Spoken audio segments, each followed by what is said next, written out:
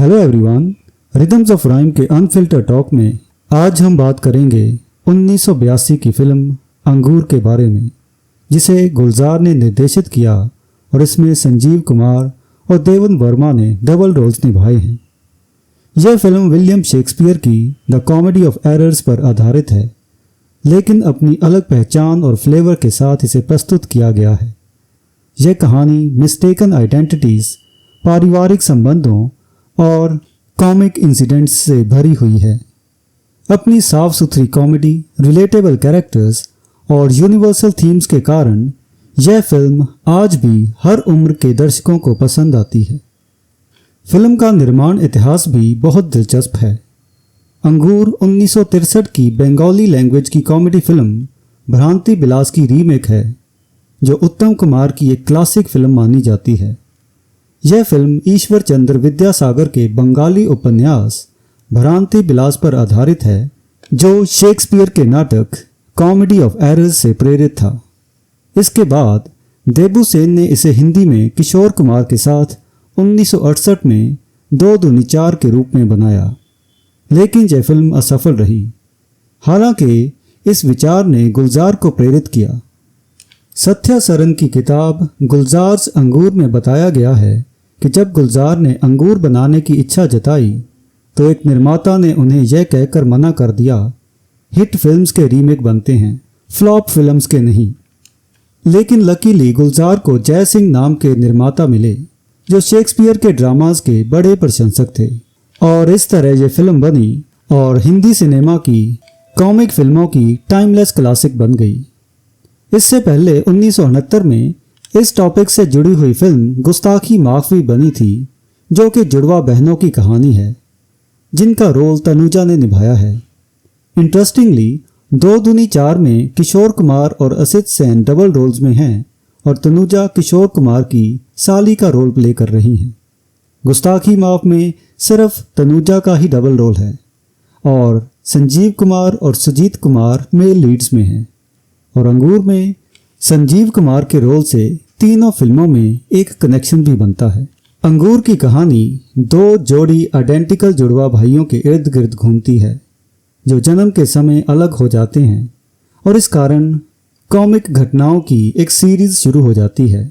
राज तिलक यानी उत्पल दत्त और उनकी पत्नी शमी अपने ट्विन बेटों, जिन दोनों के नाम अशोक थे, उनके साथ यात्रा कर रहे होते हैं जब वे एक जुड़वा जोड़ी, दोनों के नाम बहादुर, उनको गोद लेते हैं। एक हादसे के कारण ये जुड़वा भाई अलग हो जाते हैं, एक जोड़ी मां के साथ और दूसरी सुधा के पिता के साथ। सालों बाद एक अशोक अपनी पत्नी सुधा यानी मौसमी चटर्जी और उसकी बहन तनु यानी दीप्ति नवल और अपने नौकर बहादुर यानी देवन वर्मा के साथ रहता है। वहीं दूसरा अशोक, जो डिटेक्टिव नॉवेल्स का शौकीन है, अपने बहादुर के साथ उसी शहर में आ जाता है। जब दोनों जोड़ियां अनजाने में बदल जाती हैं तो कॉमेडी शुरू हो जाती है। एक ज्वेलर, पुलिस और उनकी पत्नियां इस भ्रम में उलझ जाती हैं। सुधा को अपने पति के अजीब व्यवहार पर शक होने लगता है। वहीं तनु उसकी अचानक बदली हुई हरकतों से हैरान होती हैं। दोनों बहादुर भी आइडेंटिटी क्राइसिस में फंस जाते हैं, जिससे गलत फहमियों और मजेदार घटनाओं का सिलसिला जारी रहता है।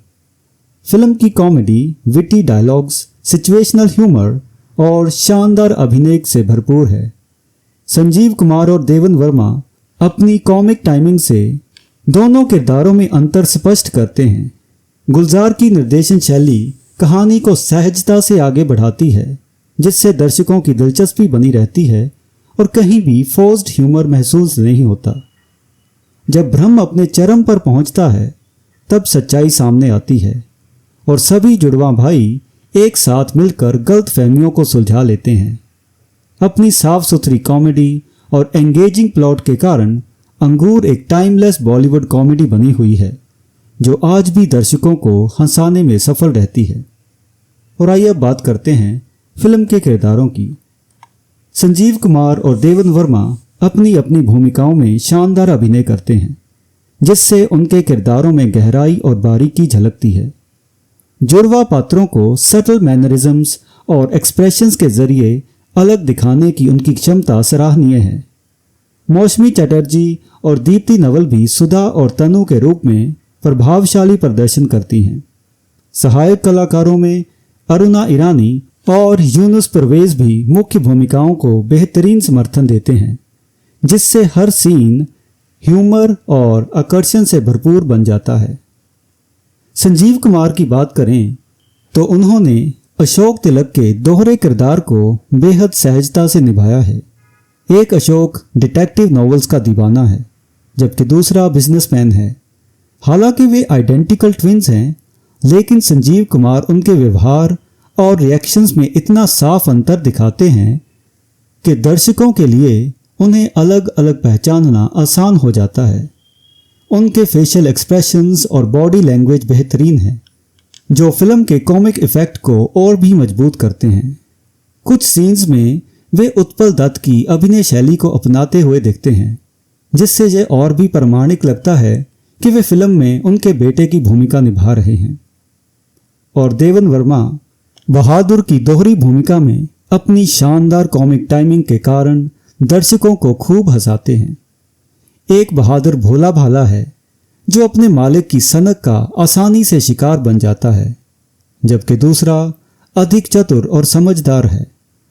उनकी डेड पैन डिलीवरी और पंच लाइन्स इतने प्रभावी हैं कि हर सीन में ह्यूमर पैदा होता है।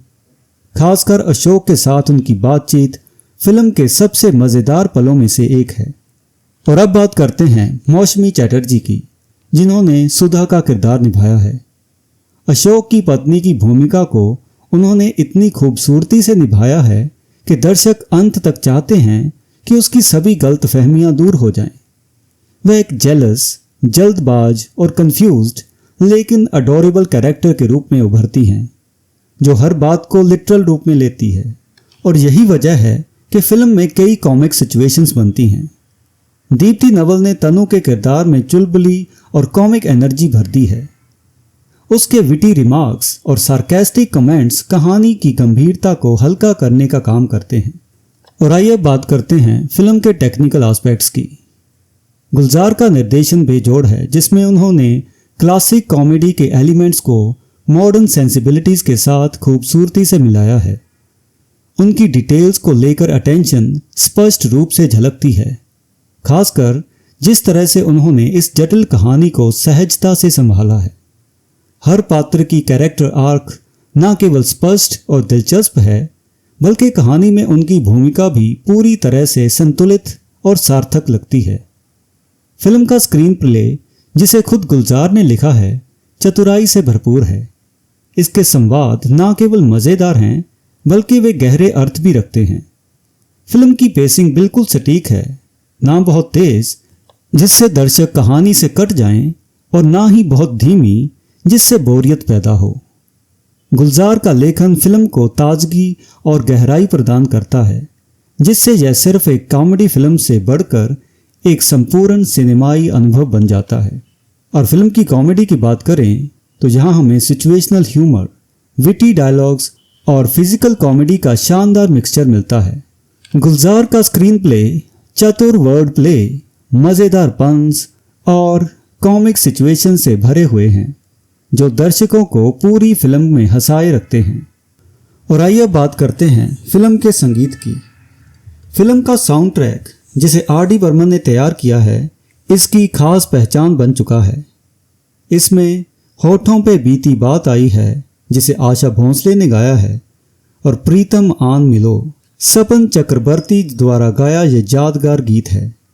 ये गाने फिल्म को नॉस्टैल्जिक टच देते हैं और इसकी ओवरऑल अपील को बढ़ाते हैं। गुलजार के गीत और आर.डी. बर्मन के संगीत का मेल एक ऐसा म्यूजिकल एक्सपीरियंस प्रदान करता है जो फिल्म की कॉमिक टोन के साथ पूरी तरह से मेल खाता है। और आइए अब बात करते हैं अंगूर, 2 दूनी 4 और गुस्ताखी माफ़ के कंपैरिजन की। फिल्मों के ह्यूमर और एग्जीक्यूशन की बात। अंगूर, जो गुलजार द्वारा निर्देशित है, तीनों में सबसे पॉलिश्ड और इंटेलिजेंट अडेप्टेशन है। यह सिचुएशनल कॉमेडी, विटी डायलॉग्स और नुआंस्ड परफॉर्मेंसेस पर निर्भर करती है, ना कि एग्जैजुरेटेड जेस्चर्स या स्लैपस्टिक ह्यूमर पर। फिल्म की कॉमेडी नेचुरल और रिलेटेबल है, जहां मिस्टेकन आइडेंटिटी ट्रोप पूरी तरह से ऑर्गेनिक और बिना किसी फोर्स्ड एलिमेंट के काम करता है। और वहीं 2 दूनी 4 जो अंगूर का डायरेक्ट प्रीडिसेसर है, उसमें थिएट्रिकल और एग्जैजुरेटेड कॉमेडी देखने को मिलती है। किशोर कुमार की सिग्नेचर लाउड एक्सप्रेसिव ह्यूमर इस फिल्म का सेंटर है, जिससे यह पूरी तरह परफॉर्मेंस ड्रिवन स्लैपस्टिक एक्सपीरियंस बन जाती है। फिल्म में म्यूजिकल सीक्वेंसेस भी शामिल हैं जो कि 1960s के बॉलीवुड स्टाइल का हिस्सा थे।